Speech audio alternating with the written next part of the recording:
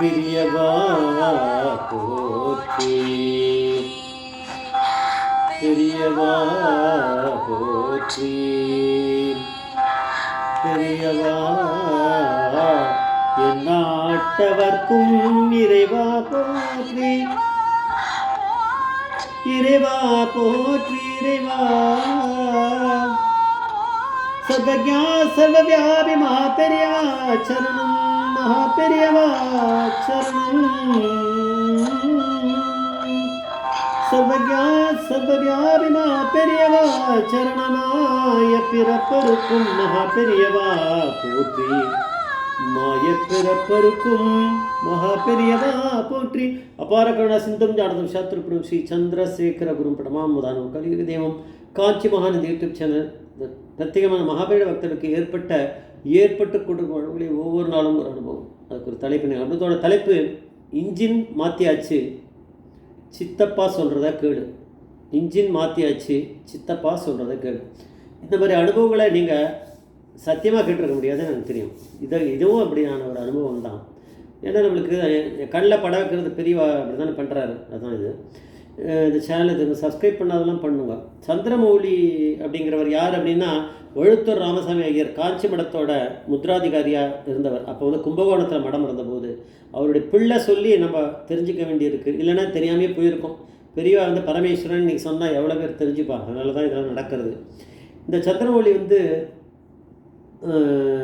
சொல்கிறார் 28 பிப்ரவரி 57 இவர் அப்பாவோட அதாவது வழுத்தூர் ராமசாமி ஐயர் வந்து காலமான நாள் அன்றைக்கி மகாசிவராத்திரி விஷயத்தை கும்பகோணம் மடத்துக்கு சொல்லி அனுப்பிச்சா. வழுத்தூர் பக்கத்தில் தான் இருக்கும் போல இருக்குது. ஆனால் பெரியவா அப்போ வந்து மெட்ராஸ்க்கு வந்துட்டார். கரெக்டாக சொல்லணுன்னா அதை நல்லா நான் வாட்ச் பண்ணேன். அந்த பாயிண்ட் அங்கே காணும். அது வந்து பெரியவா வந்து அப்போது மெட்ராஸில் வந்திருக்கார். ஆனால் கும்பகோணம் மடத்துக்கு மெசேஜ் பாஸ் பண்ணால் அது வந்து மடத்துக்கு வந்துடும். அப்படி ரூட்டு போயிருக்குது. அதனால் பெரியவாளுக்கு இங்கே விஷயம் வந்து பெரியவா கன்வே பண்ணி என்ன பண்ணணுன்றத சேஷைய சாஸ்திரிகள்ன்றவர் அங்கே கும்பகோணம் மடத்தில் இருக்கவர். அவர் மூலமாக ஒரு இன்ஸ்ட்ரக்ஷன் போயிடுத்து. வழுத்தூர் ராமசாமி ஐயர் காலமாயிட்டார். அவருக்கு போய் இந்த மாதிரி இவ்வளோ பணத்தை கொண்டு போய் கொடுத்துரு. ஏன்னா பொண்டாட்டி இருக்கா, பசங்கள் இப்போ ஏழ்மையாக இருக்கும், அது காரியங்கள்லாம் நடக்கணும், நிறைய விஷயங்கள் நடக்கணும். அதனால் போய் கொடுத்துருன்ட்டா போல இருக்குது. அதனால் இந்த சேஷிய சாஸ்திரிகள் வந்து பணம் கொடுத்துருக்கார். அப்போது வந்து இவருடைய தம்பி அதை வழுத்தூர் ராமசாமி ஐயரோட தம்பி அவர் தான் இருந்து எல்லா காரியங்களும் பண்ணியிருக்கார் அண்ணாக்கு. இதெல்லாம் தெரியுது. பணத்தை ஏதாவது கொடுத்து அனுப்பிச்சிடுறது ஏதோ வந்திருக்கு. ஆனால் ஏதோ சொற்பமான பணம்னு இவர் நினச்சின்னு இருக்கார். நம்ம சந்திரமௌலி அப்படிங்கிறவர் வழுத்தூர் ராமசாமி ஐயரோட பிள்ளை சந்திரமௌலி அவர் தான் இன்டர்வியூ கொடுக்குறார். அவர் 10th ஸ்டாண்டர்ட் தான் படிச்சிருந்தாராம். அந்த வயசில் அவருக்கு அதெல்லாம் புரியலை. பெரியவா வந்து ஏமாற்றிட்டா, பணமே கொடுக்காம தவிக்கிறோன்னு நினச்சார். ஆனால் வந்து அந்த காரியங்களுக்கெல்லாம் வெளியிலேருந்து நிறைய பேர் சாஸ்திரிகள்லாம் வந்து ரொம்ப கிராண்டாக அந்த கிரமமாக நடந்தது அந்த காரியங்கள்லாம் அப்பாவோடது அப்படின்னு அவர் இப்போ சொல்கிறார். அப்பா அவர் நினச்சி பார்க்கலாம். அதை சித்தப்பா தான் காரியங்கள் பண்ணார். ஆனால் அந்த சாஸ்திரிகள்லாம் நல்லா வந்து ரொம்ப நல்லபடியாக அது நடந்துதான். அதெல்லாம் முடிஞ்ச பிறகு அம்மா மடி பண்ணிட்டாலாம். எல்லாம் முடிஞ்ச உடனே எல்லாருமே கிளம்பி மெட்ராஸ்க்கு வந்துட்டா. மெட்ராஸில் செட்டில் ஆகலான்னு வந்துட்டாளா என்ன தெரியாது. மெட்ராஸ்க்கு வந்துட்டோன்றாரு. அப்போ வந்து சந்திரமௌலி 10th ஸ்டாண்டர்ட் படித்த பையன்தான். அதனால் அம்மாவுக்கு வந்து ஆனால் அப்போ ஒரு கொஞ்சம் மாதமான ஒரு பெண் குழந்தை இருந்துதான். 4-5 மாதம் 5 மாதம்னா பெண் குழந்தை.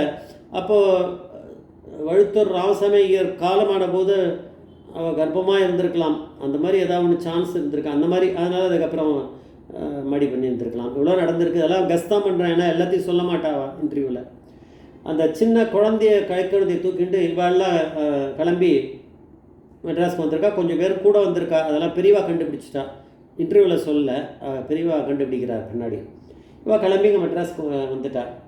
வந்த பிறகு சந்திரமௌலிக்கு என்ன பையன் தான் நம்ம சொல்லணும். இப்போது அந்த பையனுக்கு என்ன ஒரு இதுன்னா பெரியவா ஏமாற்றிட்டா. பெரியவா வந்து கூடையே கைங்கரியம் பண்ணி ஒழிச்ச நம்ம அப்பாவுக்கு வந்து சரியாக கவனிக்கலை, அப்படியே விட்டுட்டார் கேட்டி அப்படின்னு மனசில் நினச்சிட்டு இதை பெரியவாளை பார்த்தா மடக்கணும், பெரியவாளை கொஸ்டின் கேட்டு என்ன வேணால் பண்ணணும் அப்படின்னு நினச்சி வந்திருக்காரு. அப்பா இப்படி இப்படி கட்டி விட்டுட்டாரேன்னு அவர் வந்து யார்கிட்டையும் சொல்லலை. கூட வந்தவாளுக்கெல்லாம் அம்மாக்கிட்டேயும் சரி, கூட யார் யாரெல்லாம் வந்தாரோ அவகிட்டலாம் நான் பெரியவாளை போய் இப்படி கேட்க போகிறேன்றது விஷயத்தையே சொல்லலை. வந்துட்டார். வந்தோடனே வாழலாம் மெட்ராஸில் இடத்துக்கு போகும்போது இவர் அன்றைக்கோ அடுத்த நாளோ கிளம்பி நேராக இவர் மட்டும் தனியாக மடத்துக்கு வந்திருக்காரு. மடத்துக்கு வந்து பெரியவா முன்னாடி நிற்கிறார். பெரியவா பரமேஸ்வரன் அவருக்கு அன்றைக்கி தான் தெரிஞ்சிருக்கு. சில பேருக்கு சில நாள் தான் புரியும் பரமேஸ்வரன். அன்றைக்கி தான் மண்டையில் ஓங்கி விழுந்தா மாதிரி இருக்கும். இவர் போய் நின்றார். சந்திரமொழி பெரியவா கேட்ட முதல் வார்த்தை, டேய் ராமசாமி பிள்ளை. ராமசாமி பிள்ளைன்னா சந்திரமொழி. அவர் கூப்பிடும்போது அப்படி தான் கூப்பிடுவாரோ. ஏய் ராமசாமி பிள்ளை, என்கிட்ட சண்டை போட நீ திட்டம் போட்டு வந்திருக்க இல்லையா, அதை இப்போ போடு அப்படின்னாராம். பெரியவா கிட்ட ஏதாவது பண்ண முடியுமா பரமேஸ்வரன்கிட்ட? சந்திரமொழி ஷாக் ஆச்சான். நிஜமாகவே சொல்கிறார். அந்த 10வது ஸ்டாண்டர்ட் 10th ஸ்டாண்டர்ட் படித்த பையனுக்கு எப்படி இருக்கும் பார்த்துங்க. அவன் வந்து உடம்பு நடுங்கவே ஆரம்பிச்சிருத்தான். பெரியவா வந்து இப்பேற்பட்ட பரமேஸ்வரனான்னு நமக்கு தெரியாமல் போயிடுத்தேன்ட்டு உடம்பு நடுங்காய் ஜுரம் பண்ண வரா மாதிரி அளவுக்கு உடம்பு நடுக்கமாகிடுத்தான். பெரியவாளுக்கு எப்படி இது தெரிஞ்சுது? யாருக்குமே சொல்லாத பெரியவாக்கு தெரியுமா? பெரியவா பரமேஸ்வரன் அவருக்கு அப்போ தான் கொஞ்சம் இன்ஜெக்ஷன் விழுந்துருக்கு அவருக்குள்ள. உடம்பு ஆடித்தான். அப்புறம் வந்து பெரியவா கேட்டாலாம், எங்கேருந்து வந்தேன் அப்படின்னாராம். ஐயம்பேட்டையிலேருந்து வந்தேல, கும்பகோணத்துலேருந்தா அப்படின்னாரு. ஐயம்பேட்டையிலேருந்து. பெரியவாளுக்கு தான் தெரியுமே, ஆனால் வேணுன்ட்டு பெரியவா ஒரு ஆப்ஷன் கொடுத்துருக்காரு. ஐயம்பேட்டையிலேருந்தா? கூட யாரெல்லாம் வந்தா? அவள்லாம் எங்கே இறங்கினா அப்படின்னு கேட்டாலாம். சில பேர் அது பெரியவா வந்து சொல்லிட்டாங்க. சில பேர் மாயவரத்தில் இறங்கியிருக்கா, சில பேர் சிதம்பரத்தில் இறங்கிக்கா, கடலூரில் சில பேர் இறங்கினா இல்லையா அப்படின்னாலாம். ஆமாம், தலையாட்டணும், வேறு ஒன்றும் பண்ண வேணாம். பெரியவா தான் பரமேஸ்வரன் எல்லா இடத்துலையும் இருக்காரு, என்ன சொல்லணும், அது நம்மளுக்கு லேட்டாக புரியும், அவ்வளோதான். ஆமாம் அப்படின்னாராம் இந்த சந்திரமொழி. சரி, பஸ்ஸு வந்து ரிப்பேர் ஆச்சு இல்லையா, இன்ஜினு எந்தெந்த இடத்துல மாற்றினா? பெரியவாளுக்கு எல்லாம் தெரிஞ்சும் போல இருக்குது, ஜாதகம், பஸ்ஸோட ஜாதகம் கூட தெரிஞ்சிருக்கு. ஆமாம் அப்படின்னாராம். இன்ஜினை எங்கெங்கே மாற்றினா? 2 இடத்துல. எங்கெங்க அப்படின்னு பெரியவா கேட்டாங்க. பெரியவாளை கொஸ்டின் போட்டிருக்காரு. மாயவரத்தில், விழுப்புரத்தில் அப்படின்னு. ஓஹோ சரி அப்படின்னு சொல்லிட்டு பெரியவா பாயிண்ட்டு பண்ணிட்டா. இப்போ வந்து அவர் வந்து ஒரு கேள்வியை பெரியவா கிட்ட கேட்கக்கூடாதுன்னு நினச்சிருந்தார். பெரியவாளே அதுக்கு பதில் சொல்லிட்டார். பெரியவாக்கு முன்னாடி என்ன பண்ணணும்? பெரியவா சொல்லிட்டாராம், உன் சித்தப்பா தான் இனிமேல் இன்ஜின் மாதிரி, அவர் சொல்கிறத நீ கேட்டுக்கோ, சரியா, போ வேலையை பார் போ அப்படின்னு சொல்லி அனுப்பிச்சுட்டான். இன்ஜின் மாற்றியாச்சு, சித்தப்பா தான் இனிமேல் உனக்கு சித்தப்பா சொல்கிறது கேளுன்னு. அப்படின்னா என்ன நடத்துவாங்க? அவருக்கு ஒரு வெக்கம். அப்பா போயாச்சு, சித்தப்பா வழி நடத்துகிற மாதிரி நம்ம ஏன் நடக்கணும்னு அவர் மனசுக்குள்ளே இருக்குது அந்த பையனுக்கு. ஆனால் பெரியவா அதுக்கு பதில் சொல்லி போயிட்டு வான்னு அனுப்பிச்சி விட்டுட்டா.